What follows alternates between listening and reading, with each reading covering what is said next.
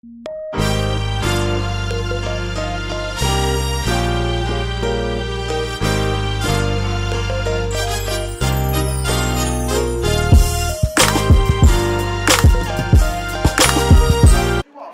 our message today, I'm going to be real quick, so don't be mad at me if you start feeling good and then I sit down. Okay? We're going to be real quick. My message for you today, ain't no valley low enough. Everybody say, ain't no valley. Ain't no valley. Low enough. Low enough. Ain't no valley. Ain't no valley. Low enough. Yeah. Today is all about encouragement. Well, Yes. Our theme is be encouraged. Yes. So I want to encourage you today about going through your valley. I want to encourage you today. 1 Thessalonians chapter 5 verse 11 says, therefore encourage one another and build up one another just as also you are doing. And I want to thank the brothers this morning and the sisters for bringing that praise to God, leading us in our praise and worship this morning, because that is very encouraging for me. And I hope that singing, us all singing together, can encourage each other. But today I want to talk about that valley that you may be going through. Now, the last time I was up here in this pulpit, I spoke about a mountain. I spoke about climbing your mountain. And I showed you that Abraham, Jesus, and Moses all had mountains that they had to climb. And that through climbing that mountain, when they reached the top, they received a blessing. When they reached the top, they were changed. When they reached the top, they were transformed. Well, today I want to speak about another physical entity that's found in the body and in the Bible, and that is the valleys.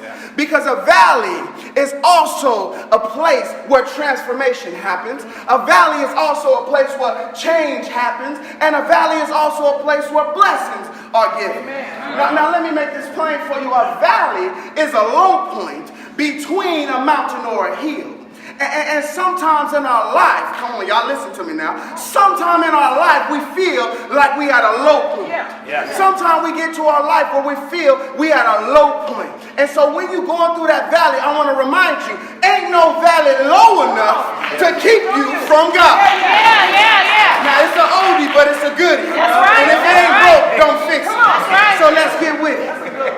I want to preach to you about that valley. Now, in the Bible, there are many valleys. And what I want to show you is that the valley is not a place of depression.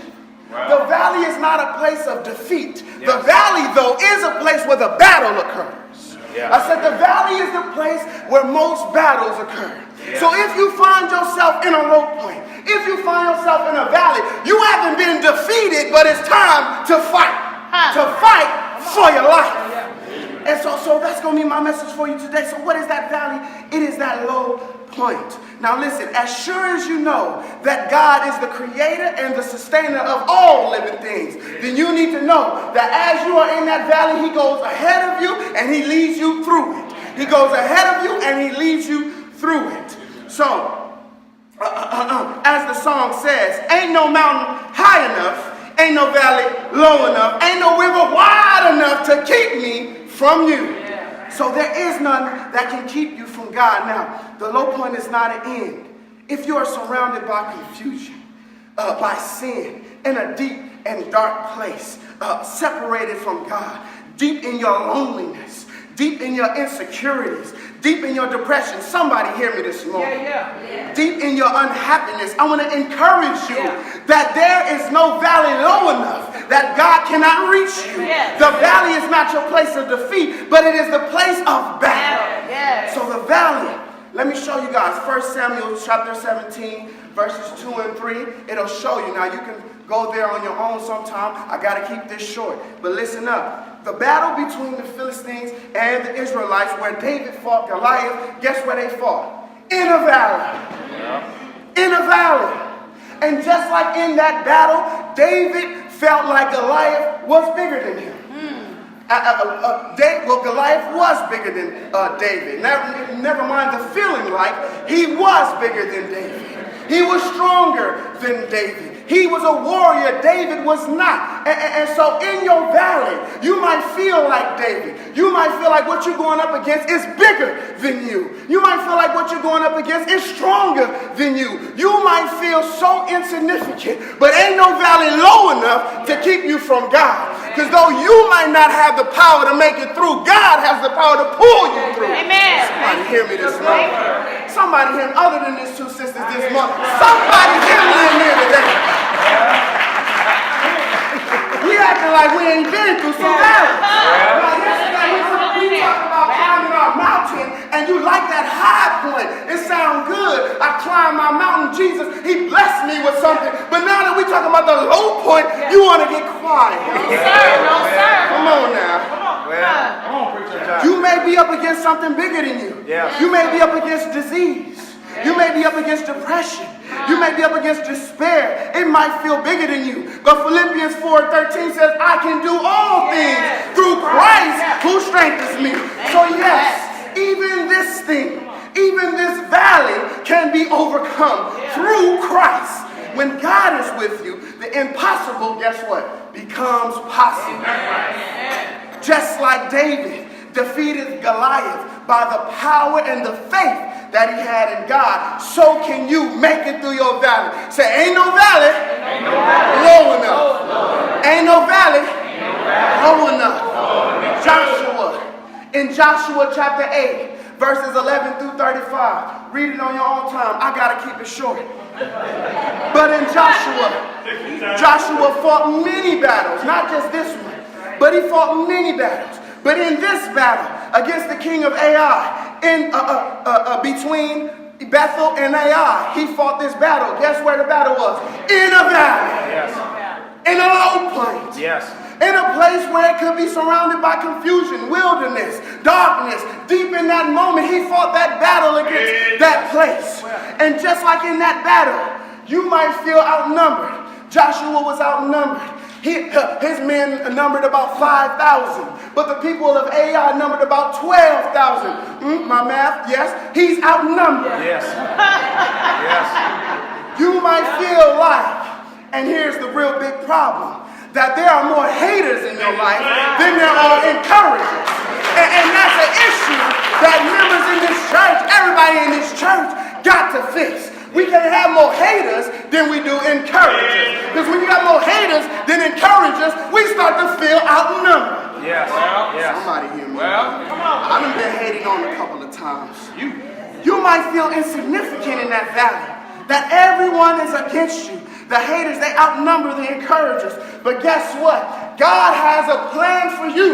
Just like he had a plan for Joshua. To not only use that valley, but to use that valley for your good. He told Joshua, you lay away in that valley. And when they come to chase you from out of the city, you're going to ambush them in that valley. So I'm going to make it so that this low point, this point that you thought would not help you, we're going to use it for your benefit. We're going to use it for your benefit. We have to understand, I'm trying to get it in your mind, the valley is not your place of defeat. No. Your low point is not where it's over. God may be using your low point, your point of darkness, your trial and your tribulation, that valley to set you up for victory. Amen. We know Romans 8:28 says, and we know that all things work together for good to those who love God, to those who are called according to his purpose. Now, why does this matter? Why does this matter? The valley is not a place of hopelessness. You might be feeling like you're in that place right now. But rather it's a place where the battle occurs. You got to fight for your life. You got to trust in God. You got to put your faith in him. If you find yourself in that valley, if you are in a valley right now, understand you haven't lost anything. But in fact, it is the place where you must fight for your life. But listen, ain't no valley low enough. Oh, y'all stay with me in here this morning. I want to encourage you today that you can make it through your valley of despair, that you can make it through your valley of doubt, that you can make it through your valley of disease, that you can make it through your valley of defeat, that you can make it through your valley of dependency. Y'all hear me this morning? That you can make it even through the valley of death, as Psalm 23 tells us, that you can make it through through your valley of desperation, degradation, and depression, because greater is he who is in me than he who is in the world.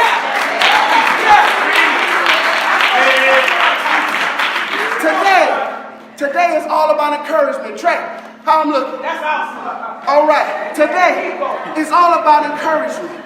I want to give you the courage to make it through your valley. At the same time, we got to remember, we can't let the haters outweigh the encouragers. So I'm encouraging you to be an encourager. That's right. Now let's look at this word encourage real quick. The word encourage is made up of two words, E-N, and courage. Very simple. The word E-N means to place or to put. That's why I like you look at the word enter, E-N-T-E-R. It means to place or to put. You enter into a room, you put yourself in the room.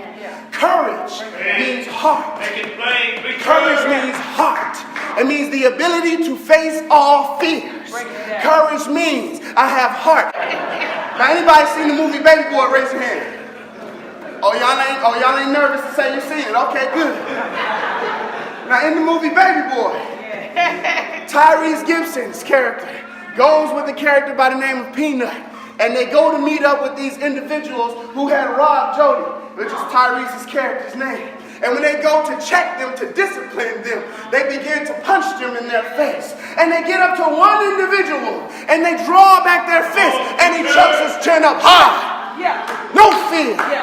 They said, oh, you got heart.